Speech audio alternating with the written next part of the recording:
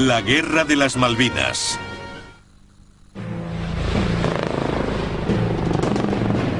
La Guerra de las Malvinas de 1982 supuso el mayor despliegue de las Fuerzas Especiales Británicas desde la Segunda Guerra Mundial.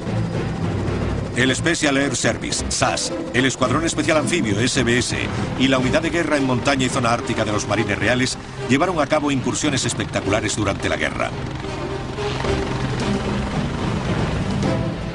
Una de las de mayor éxito fue el ataque del escuadrón D del SAS al aeródromo argentino de Isla Bordón.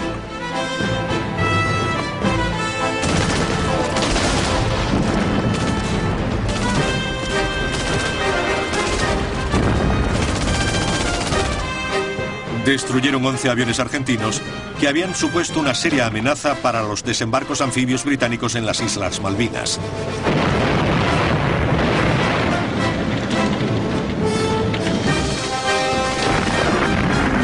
El ataque fue un ejemplo clásico del lema del SAS: quien arriesga, gana.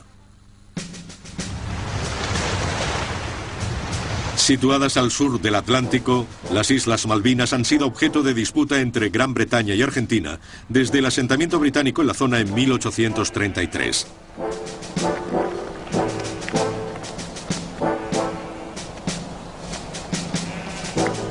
Las áridas Islas Malvinas se encuentran a solo 480 kilómetros de la costa argentina y a 12.000 de Gran Bretaña.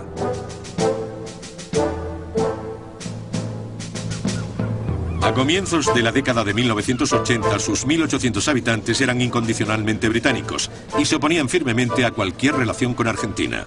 En 1982, la junta militar que llevaba varios años gobernando Argentina era cada vez más impopular. En una guerra sucia contra los grupos de izquierda, más de 3.000 ciudadanos argentinos habían desaparecido sin dejar rastro. La economía estaba en ruinas y la inflación se disparaba a más del 600%. Las manifestaciones sindicales llenaban las calles de violencia y gases lacrimógenos. La dictadura militar buscaba desesperadamente una distracción exterior.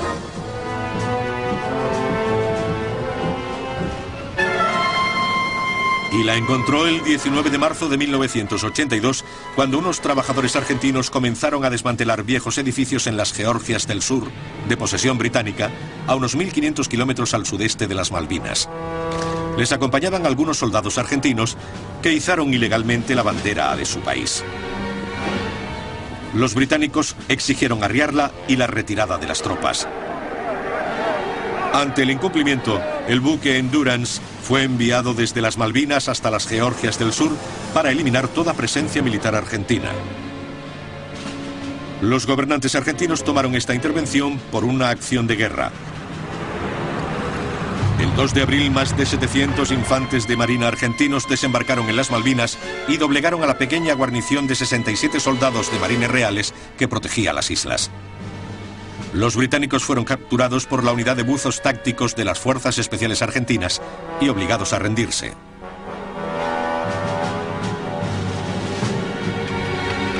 Al día siguiente, fuerzas argentinas tomaron la isla Georgia del Sur con la fuerte resistencia de la guarnición de solo 22 hombres de los marines reales destinados allí. El pueblo argentino estaba entusiasmado con la ocupación militar de las Malvinas. En un increíble giro, la odiada junta militar pasó a ser muy popular. En Londres, el gobierno de Margaret Thatcher reaccionó rápidamente. British sovereign territory has been invaded by a foreign power. The government has now decided that a large task force will sail as soon as all preparations are complete. En el transcurso de una semana, 100 buques y miles de hombres estaban preparados para la guerra.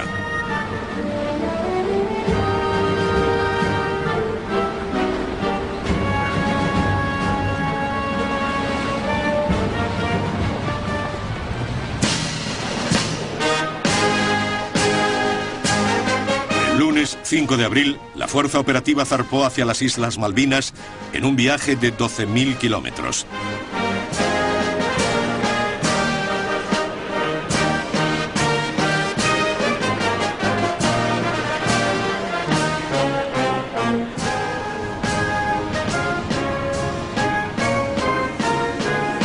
ella viajaba el cuartel general del 22 Regimiento del SAS, unidad de fuerzas especiales de élite de Gran Bretaña, al mando del teniente coronel Michael Rose. Solo 2 meses antes, el SAS había iniciado planes de contingencia para operaciones en las Malvinas. Pero no se vislumbró una situación en la que fuera necesario su despliegue en las islas.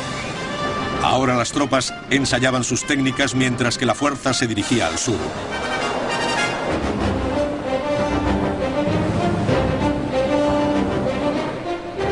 Al principio predominaba un ambiente festivo, ya que pocos creían que la guerra fuera inevitable. Pero las negociaciones diplomáticas en las Naciones Unidas no llegaban a ninguna parte.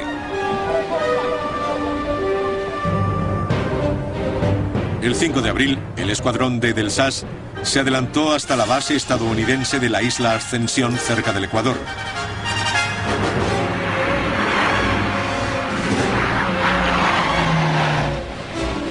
Allí embarcaron en el buque de apoyo Fort Austin como parte de la avanzadilla que se dirigía a las Georgias del Sur. Con ellos viajaban los miembros de la unidad de fuerzas especiales más secreta de Gran Bretaña, el Escuadrón Especial Anfibio, o SBS, responsable de la misión de reconocimiento previa al desembarco anfibio.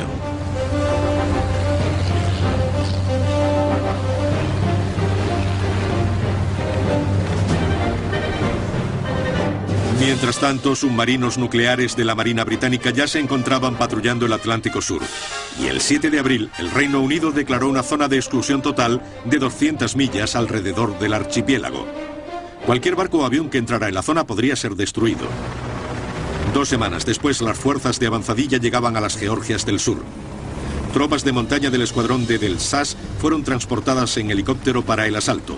Bajo el mando del capitán Gavin Hamilton, aterrizaron en el inhóspito glaciar Fortuna, a cierta distancia de las guarniciones argentinas de Great Beacon y Leith. Entonces cambiaron las condiciones climatológicas y las ventiscas imposibilitaron el avance. Hamilton pidió la evacuación, pero 2 helicópteros se estrellaron contra el glaciar debido al mal tiempo.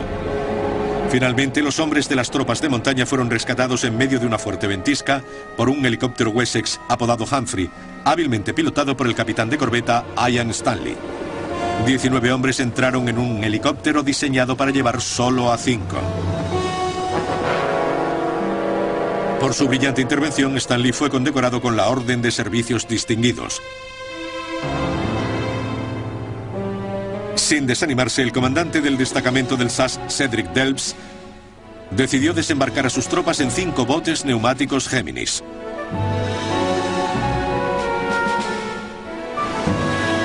Pero los motores fuera borda no servían en aguas tan agitadas. 2 de los botes fueron barridos por los fuertes vientos. La dotación de uno de ellos logró llegar hasta la orilla y ocultarse.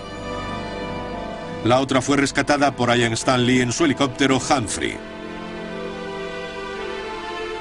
Mientras tanto, la segunda sección del Escuadrón Especial Anfibio era infiltrada en las Georgias del Sur mediante helicóptero, donde mantenía al enemigo bajo vigilancia. El submarino argentino Santa Fe fue detectado en la zona. La flotilla británica se dispersó, despegaron helicópteros armados con cargas de profundidad y misiles y atacaron al Santa Fe, que había salido a la superficie. El submarino consiguió navegar hasta el puerto, donde se hundió. Una vez eliminada la amenaza, los barcos de la Marina Británica regresaron. El comandante Guy Sheridan, al frente de la compañía M de los Marines Reales, y su homólogo del SAS, el comandante Delbes, decidieron montar otro ataque desde helicópteros, esta vez apoyados por la artillería naval de las fragatas Antrim, Brilliant y Plymouth. Una vez en tierra, avanzaron rápidamente sobre Great Beacon. El 25 de abril se rindieron los argentinos.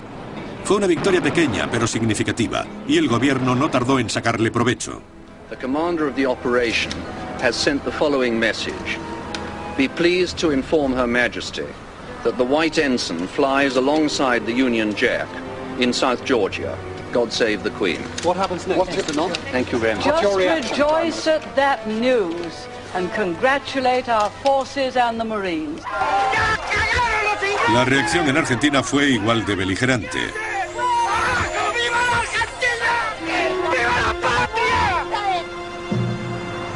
Mientras, el escuadrón G del SAS había volado desde el Reino Unido hasta Isla Ascensión. Su tarea eran las misiones secretas de reconocimiento, mientras el escuadrón D se dedicaba a algunas acciones ofensivas. Desde Isla Ascensión, el escuadrón se unió a la fuerza operativa.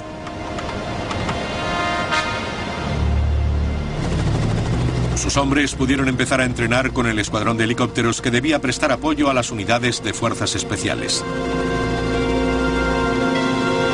Mientras la fuerza operativa se acercaba a las Malvinas, el escuadrón G pasó al portaaviones Hermes. Desde allí, helicópteros Sea King transportaron a 8 equipos del SAS y 2 de reconocimiento del SBS hasta las 2 islas principales de las Malvinas. En el periodo de 3 días desembarcaron y comenzaron a transmitir información sobre las defensas argentinas.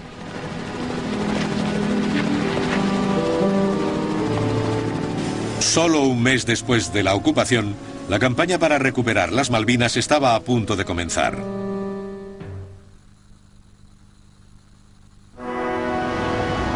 En las 2 últimas semanas de abril, la fuerza expedicionaria veía cómo empeoraba el tiempo a medida que se acercaba a las Malvinas.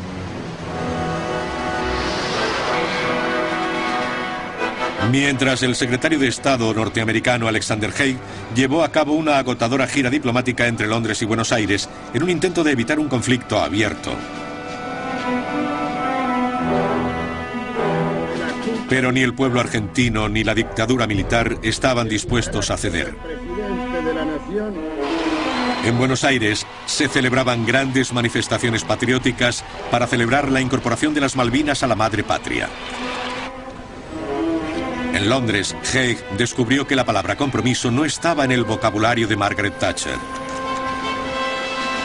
Mientras los británicos se preparaban para la guerra, Estados Unidos se vio obligado a elegir entre su mayor aliado europeo y su principal socio sudamericano. It's a very difficult situation for the United States because we're friends with both of the countries engaged in this dispute. And we stand ready to do anything we can to help them, and what we hope for and would like to help in doing is have a peaceful resolution of this with no forceful action or no bloodshed. Los estadounidenses eligieron apoyar al Reino Unido suministrándole vital información de satélites y algunos de los más modernos equipos militares, incluyendo los misiles aire-aire Sidewinder. La notable combinación de los Sidewinder y los Sea Harriers desempeñó un papel crucial para la superioridad aérea británica en las Malvinas y, gracias a ella, poder ganar la guerra.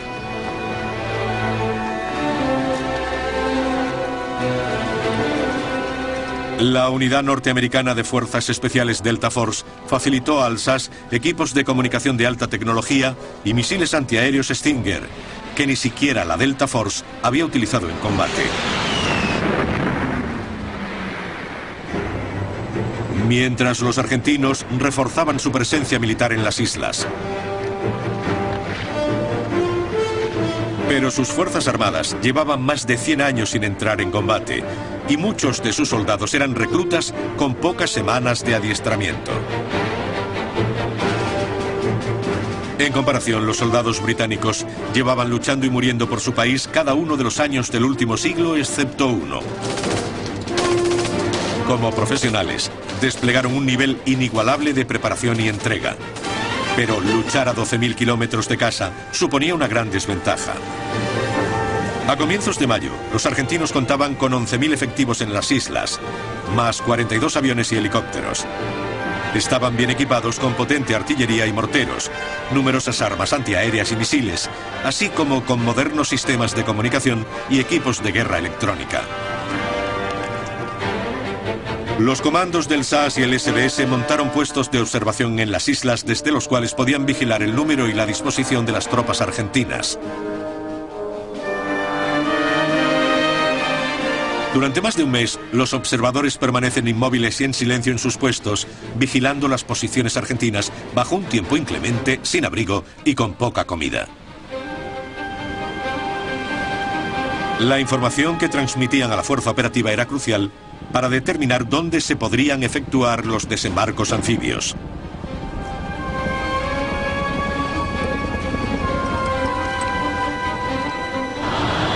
Mientras tanto, el primer ataque de la Marina y las Fuerzas Aéreas contra el aeropuerto de Puerto Argentino ya estaba en curso.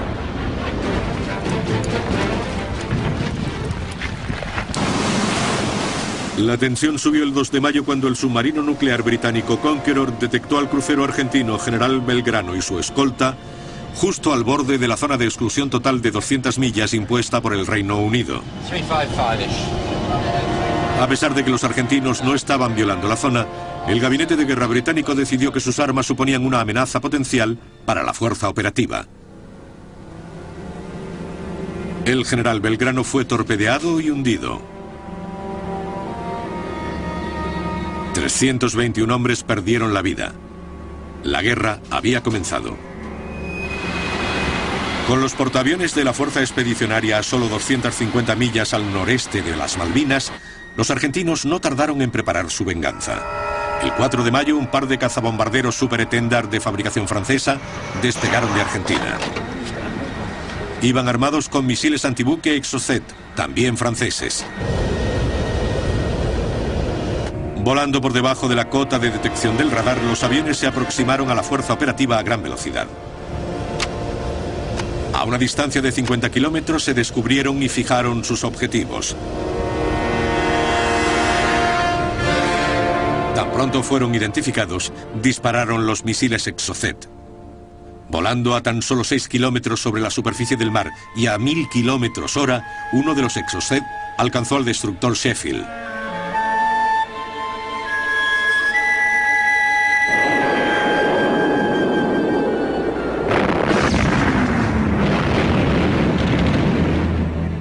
Veinte hombres murieron y el brillante Chef se convirtió en un casco en llamas inutilizado. Aquello supuso un gran impacto para la fuerza expedicionaria. Si uno de los portaaviones, el Invencible o el Hermes, resultaba dañado o hundido, el desembarco anfibio sería imposible y la guerra se perdería. Los Exocet suponían una amenaza demasiado grande como para ser ignorados. El gobierno británico pidió soluciones al SAS. Consultaron al general de brigada Peter de la Villiers, director de las Fuerzas Especiales. Se trazó un plan desesperado cuyo nombre en clave era Operación Mikado. Requería que el escuadrón B del SAS volara desde Isla Ascensión en 2 aviones de transporte C-130 hasta la base aérea de Río Grande, donde se creía que estaban estacionados los Super Étendard, para destruir los aviones y eliminar a los pilotos en la sala de oficiales. El plan fue recibido con incredulidad por parte del escuadrón y cuando su comandante John Moss se quejó de sus deficiencias, fue relevado rápidamente. Muchos miembros del escuadrón comenzaron a escribir sus testamentos ya que consideraban la Operación Mikado una misión suicida. Sin embargo, casi todos accedieron a ir. Bajo un nuevo comandante, el escuadrón B partió de Isla Ascensión para recibir entrenamiento intensivo como preparación al ataque. Por suerte, prevaleció un consejo más sabio. El gobierno británico se dio cuenta de las implicaciones políticas y militares de una catastrófica incursión del SAS en Argentina, y la Operación Mikado fue cancelada. No obstante, el Reino Unido contaba con algunos equipos de fuerzas especiales que ya estaban operando de forma encubierta en Argentina.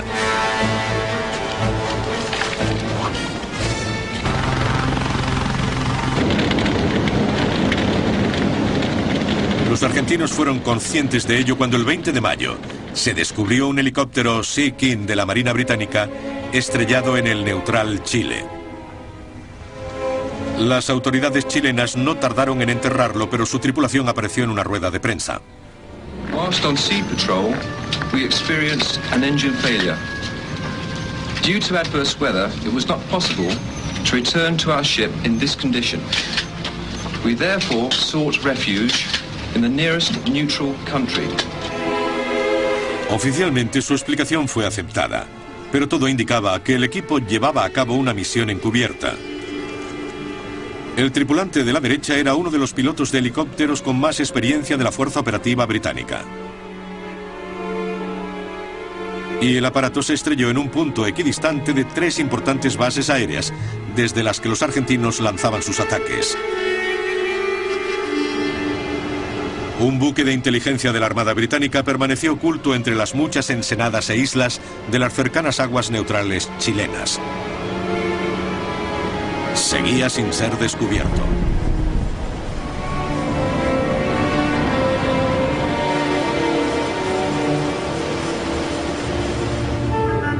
Sin embargo, los Exocet seguían siendo un grave problema para el Reino Unido. Finalmente, Margaret Thatcher convenció al presidente francés Mitterrand para que dejara de suministrar misiles a los argentinos, a pesar de lo estipulado en el contrato.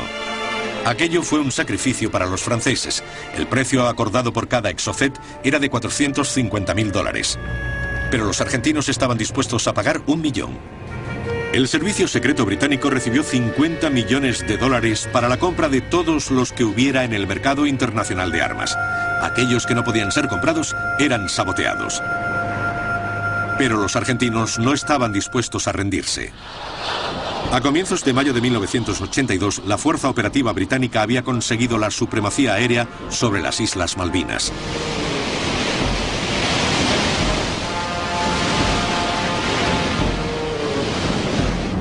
Pero se acercaba el invierno y debía tomarse rápidamente la decisión de cuándo y dónde llevar a cabo el desembarco anfibio. Con su amplia experiencia en guerra anfibia, el SBS reconocía numerosas playas y posibles zonas de desembarco.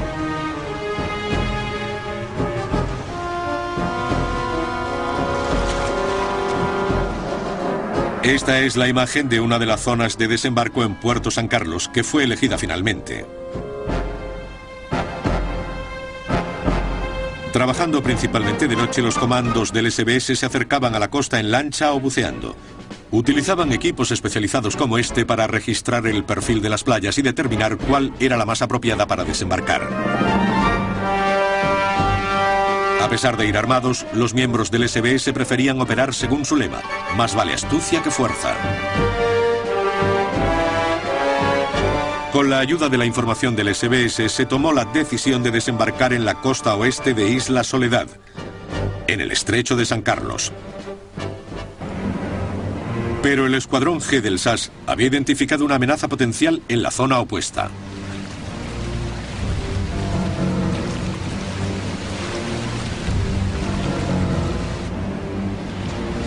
En la isla de Bordón había una base aeronaval donde los argentinos habían posicionado 6 aviones Pucará de ataque a tierra.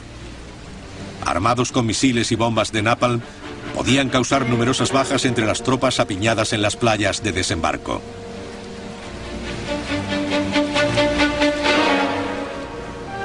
Por ello, el SAS debía eliminar esta amenaza en un intenso ataque.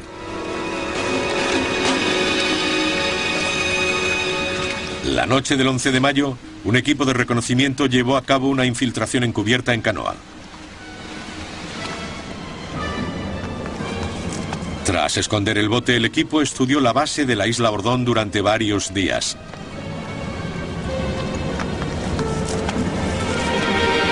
El comandante del escuadrón D, Cedric Delves, describe la misión. Era cuestión de avanzar. Lo que llamaríamos reconocimiento cercano. Lo llevaron a cabo solo 2 hombres. El fin era confirmar el objetivo. Había que acercarse mucho en busca de información detallada. Tras ello, vendría un escuadrón para atacar.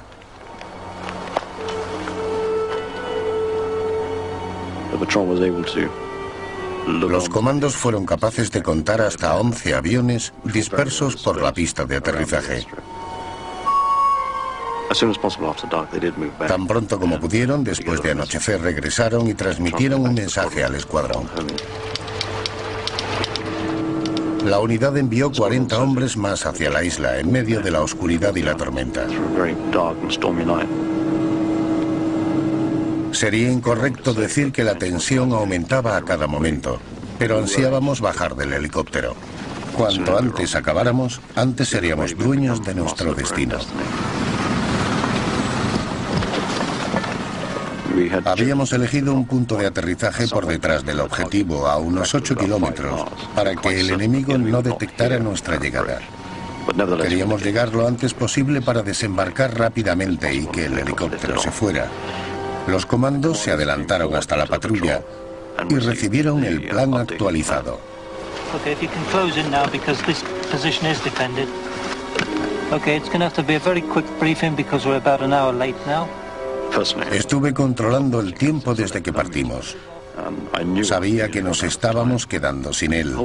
Todo el proceso no tendría que llevarnos más de un cuarto de hora, desde el aterrizaje hasta confirmar el informe y avanzar. Todos llevábamos equipos muy pesados.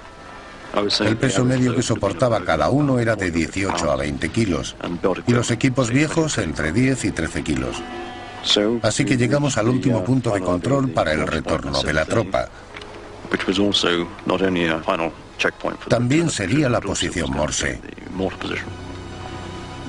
A continuación, los soldados colocaron los morteros que transportaban. Pensé que podíamos dejar avanzar a las tropas para que causaran el mayor daño posible durante 15 minutos. Tuvieron grandes dificultades para regresar y no lo hicieron hasta pasados 45 minutos. El ataque a la base se llevó a cabo la noche del 14 al 15 de mayo por tropas de montaña, bajo el mando del capitán Gaby Hamilton.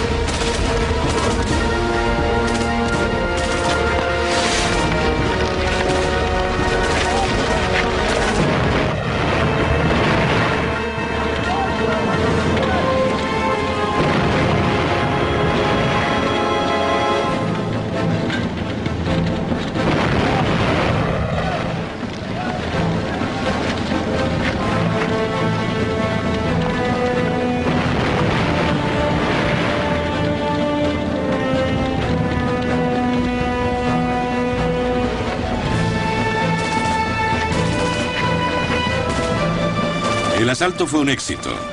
Los 6 Pucará y otros 5 aviones fueron destruidos.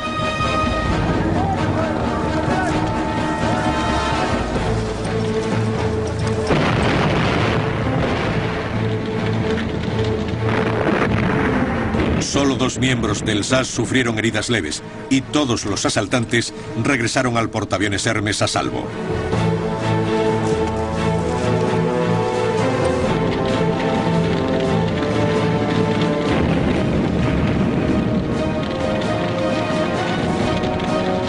Ahora el desembarco británico podía seguir adelante al haber sido reducida la amenaza de un ataque aéreo, pero al SAS le aguardaba la tragedia.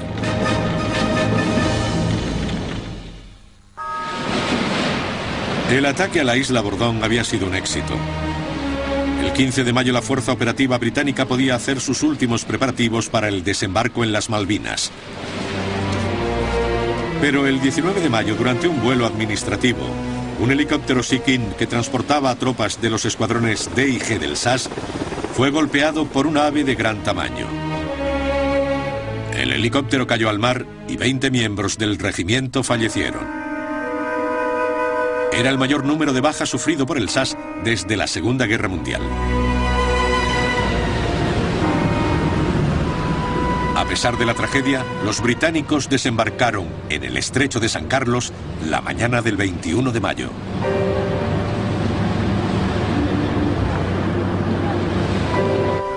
En pocas horas, los soldados se encuentran a salvo en la orilla sin oposición.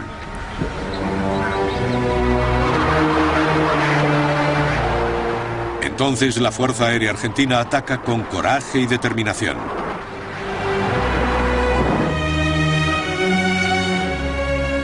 Fue una fase crítica de la guerra. Varios buques británicos fueron hundidos. El Día Nacional de Argentina, el 25 de mayo, los Exocet se cobraron su víctima más importante hasta el momento, el enorme portacontenedores Atlantic Conveyor.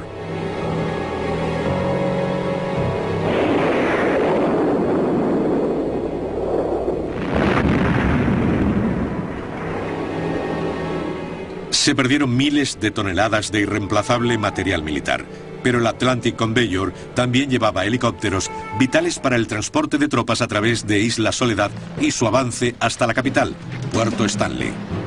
Ahora las tropas británicas tendrían que recorrer más de 80 kilómetros cargando con todo el equipo. Con la llegada del invierno y el rápido empeoramiento del tiempo, era una tarea abrumadora incluso para los soldados más preparados. Pero antes, los paracaidistas debían acabar con la guarnición argentina en Goose Green.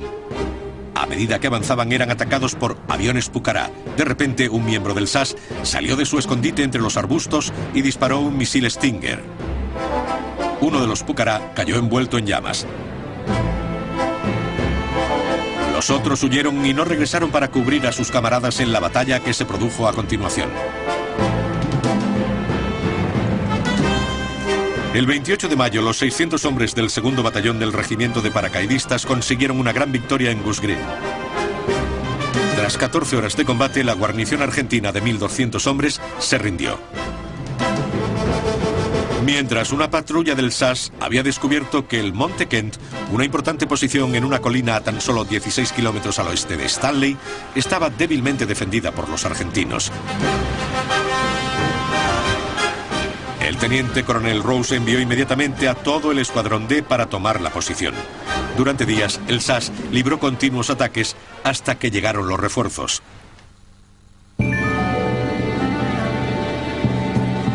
Los marines reales cruzaron el flanco norte de la Gran Malvina con dirección a Puerto Stanley, guiados por sus propias fuerzas especiales, la unidad de guerra en montaña y zona ártica.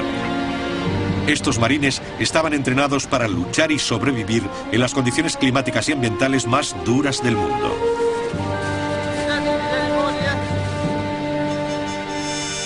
El 31 de mayo, una de las patrullas detectó una posición argentina defendida por 17 comandos de las Fuerzas Especiales de Élite en una granja aislada y desierta llamada Top Malo.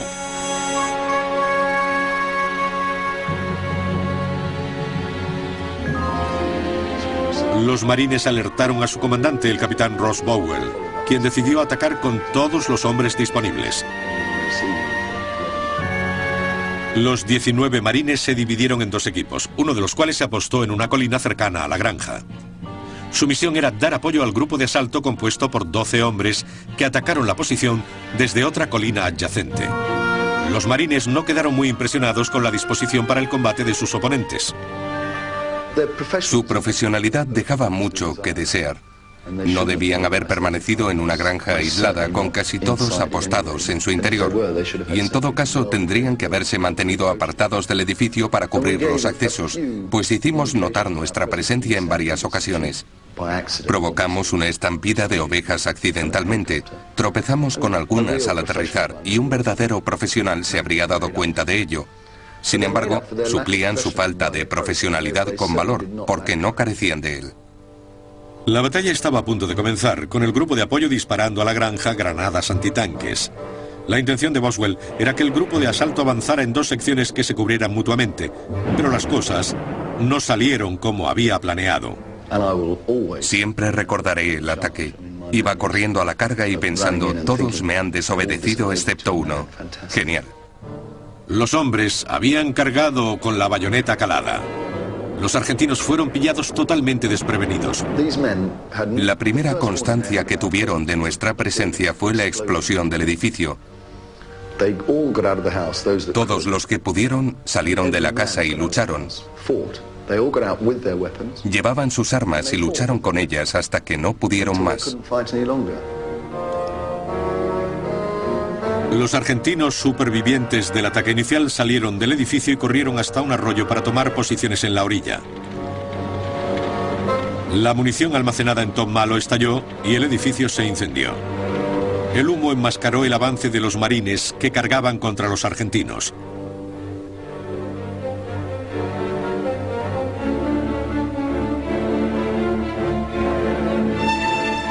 Dispararon sus lanzagranadas por encima del edificio para mermar el número de comandos argentinos que se refugiaban en la orilla del riachuelo.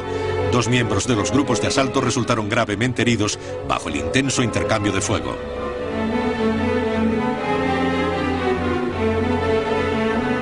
Mientras, el grupo de apoyo avanzó amparado por el edificio en llamas.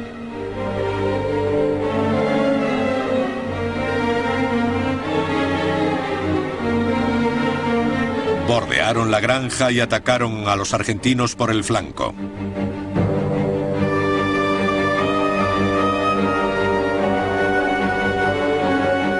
Una granada mató al comandante argentino y los restantes se rindieron. 5 murieron y 12 cayeron prisioneros, 7 de ellos heridos. Solo 3 británicos resultaron heridos.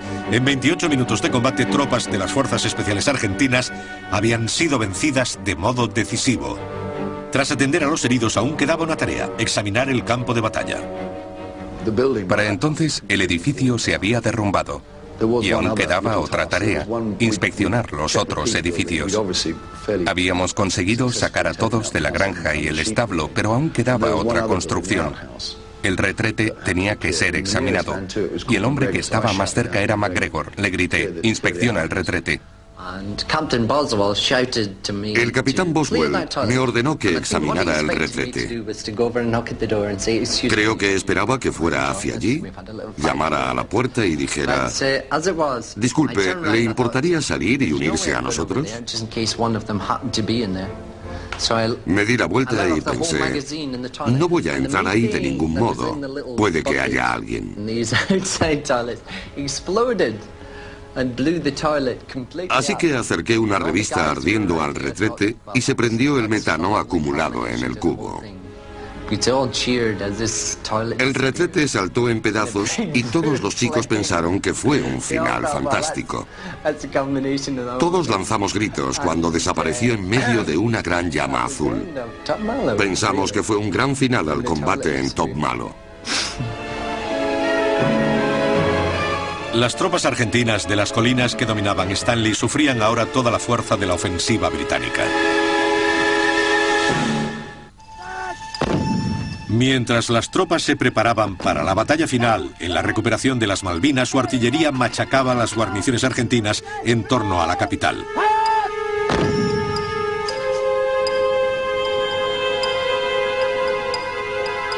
Desde finales de mayo hasta el 10 de junio, cuando comenzó la batalla por Puerto Stanley, los equipos del SAS estaban activos en Isla Soledad y en la Gran Malvina. Patrullas compuestas por 4 hombres continuaban con sus misiones de reconocimiento. El 5 de junio, una de ellas se desplegó en la bahía Fox, en la Gran Malvina, para montar un puesto de observación. El 10 de junio fueron descubiertos por una patrulla argentina. A pesar de ser superados en número, el jefe de los comandos se enfrentó al enemigo en un duro intercambio de fuego para permitir la retirada de sus hombres. A pesar de las graves heridas, el capitán Gavin Hamilton luchó hasta la muerte. Recibió la Cruz Militar a título póstumo. Sabiendo que los isleños se comunicaban entre sí por radio, el SAS utilizó la misma frecuencia para llevar a cabo una campaña de guerra psicológica contra el alto mando argentino.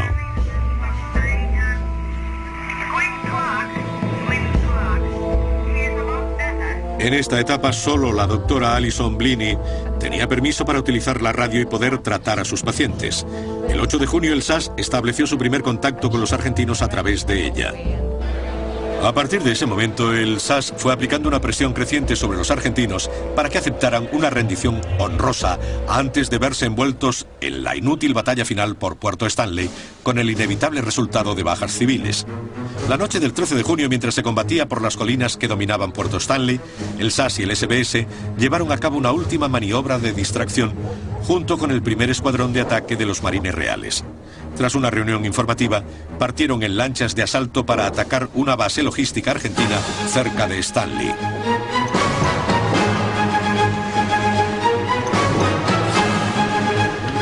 La fuerza la integraban 4 lanchas, cada una con 3 hombres del SAS y 6 del SBS.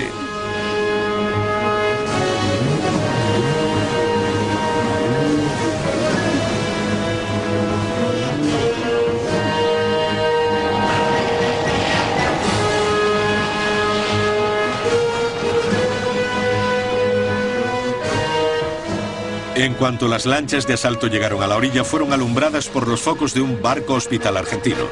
Aquello violaba la Convención de Ginebra, que prohíbe a toda unidad médica tomar parte activa en combate. Todas las armas de la zona dispararon contra los asaltantes. Emprendieron la retirada a toda velocidad, pero dirigieron sus lanchas hacia el barco hospital. Las balas volaban en todas las direcciones, alcanzando no solo a las lanchas, sino también al barco hospital. Una vez estuvieron detrás de este, la lluvia de fuego disminuyó, pero el motor de una de las lanchas había sido alcanzado y apenas pudo llegar a un lugar seguro. Las 4 embarcaciones quedaron completamente quemadas, pero milagrosamente solo 3 hombres resultaron heridos. Entretanto, en las colinas sobre Stanley, el SAS utilizaba sus designadores láser para dirigir a los Harrier cargados con bombas guiadas por láser. Roger, a bit plus of where we were aiming. Bomb's gone. There's the bomb. Got it?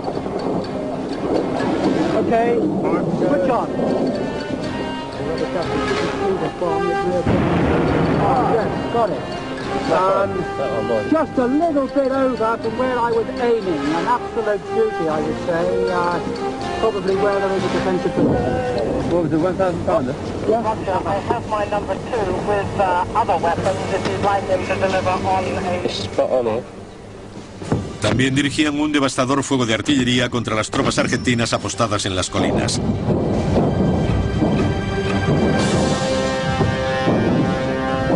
El fuego fue efectivo. La mañana del 14 de junio, la mayoría de los argentinos abandonaban sus posiciones. Los observadores del SAS detuvieron el fuego, permitiendo la retirada a los supervivientes. Ahora los argentinos estaban en plena retirada. A las 11 de la mañana del 14 de junio, el alto mando argentino contactó con el SAS para discutir los términos del alto el fuego. El teniente coronel Mike Rose subió a un helicóptero Gazelle y voló hasta Stanley. Con él iban un radiooperador del SAS y el capitán Rod Bell, un oficial de los marines que hablaba español. Tras varias horas de negociación, convencieron al general Mario Menéndez de que la rendición era la única vía posible. There is a white flag flying over Stanley. Very marvelous. El comandante de las fuerzas de tierra, el general de división Jeremy Moore, aceptó la rendición argentina a medianoche de ese mismo día. El siguiente mensaje fue enviado a Londres vía satélite. Las Islas Malvinas vuelven a estar bajo el gobierno deseado por sus habitantes. Dios salve a la reina. Más de 700 soldados argentinos y 253 británicos murieron en el conflicto. Los británicos no podrían haber ganado la guerra de las Malvinas sin las fuerzas especiales.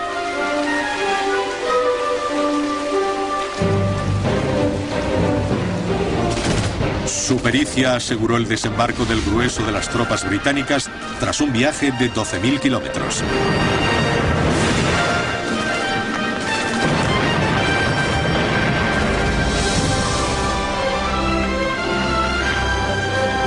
Y durante la posterior campaña terrestre, las fuerzas especiales ayudaron a mantener la presión que llevó al triunfal desenlace solo 72 días después de que los argentinos izaran su bandera en las islas.